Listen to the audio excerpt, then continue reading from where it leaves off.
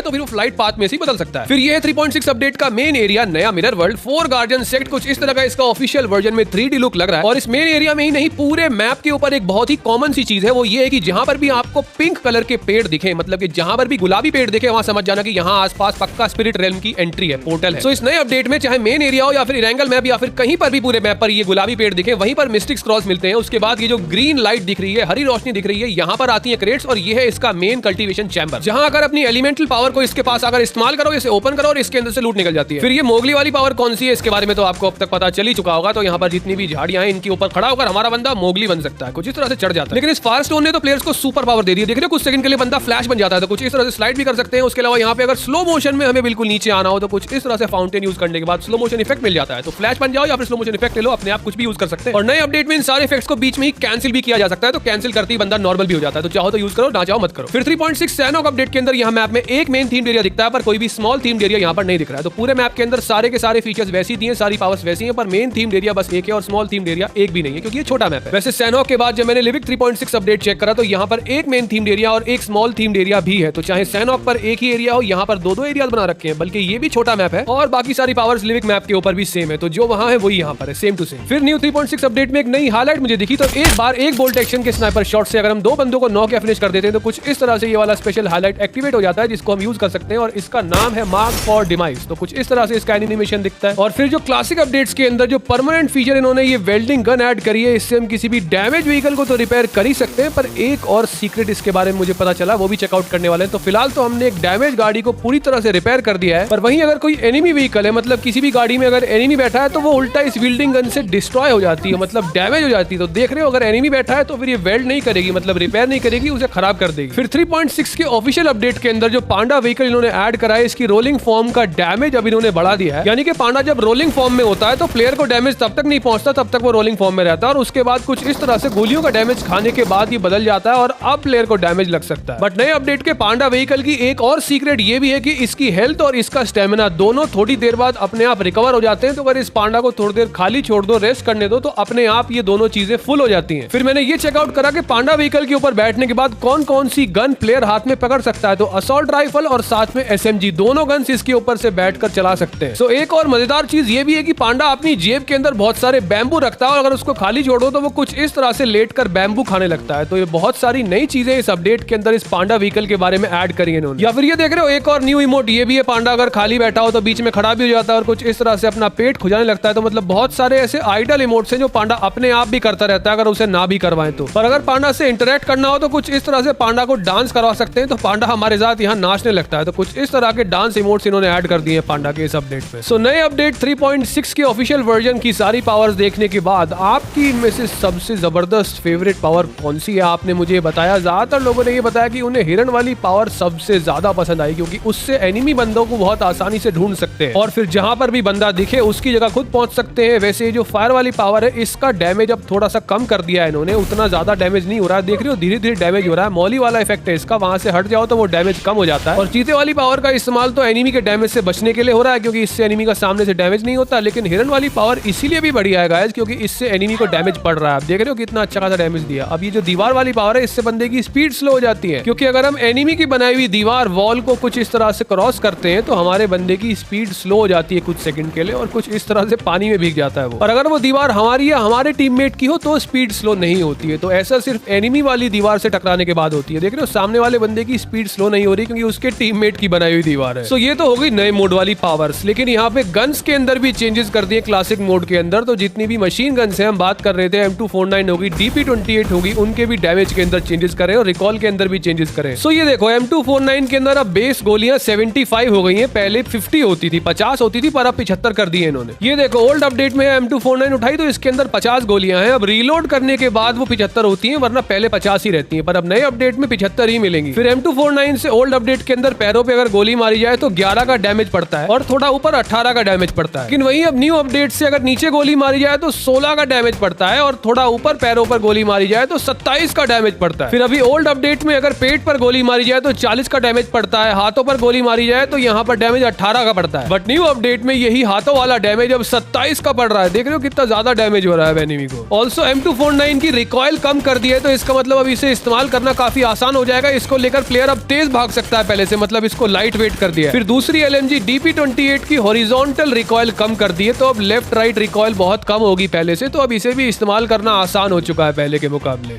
कुछ और भी नए अपडेट्स हैं जो अभी इसमें ऐड होने वाले हैं, तो जब तक ये अपडेट BGMI में आएगा आने वाले 2 हफ्तों में, वो वाले अपडेट्स भी गेम के अंदर आ जाएंगे। जैसे कि प्लेयर्स को मोमोज खाने के लिए मिलने वाले हैं, तो एक ये नया आइटम गेम में ऐड हो रहा है जिससे हेल्थ और स्टेमिना दोनों बूस्ट हो जाते हैं। न्यू अपडेट में एक न्यू फायरवर्क शो गेम के अंदर ऐड होने वाला है, एक लायन डांस परफॉर्मेंस गेम में ऐड होने वाली है, और ऐसे ही 2-3 छोटे-छोटे और भी नए अपडेट्स हैं जो गेम के अंदर एक-एक करके ऐड होंगे 3.6 वर्जन में। ऑल्सो 3.6 मेजर अपडेट्स में अल्टीमेट रॉयल में मिरामार मैप ऐड हो चुका है, तो अभी रैंगल मैप के साथ साथ मिरामार मैप पर भी प्लेयर्स अल्टीमेट रॉयल खेल सकते हैं नए अपडेट से। वैसे BGMI के अंदर मेट्रो रॉयल भी अब ऐड होने वाला है, इस अपडेट में ऐड होगा कि अगले में, ये तो अभी कंफर्म नहीं हुआ है। जैसी कंफर्म होगा मैं शेयर कर दूंगा आपके साथ, तो चैनल को सब्सक्राइब कर लो, वीडियो को लाइक कर दो। मैं चलता हूँ, मिलता हूँ अगले वीडियो में।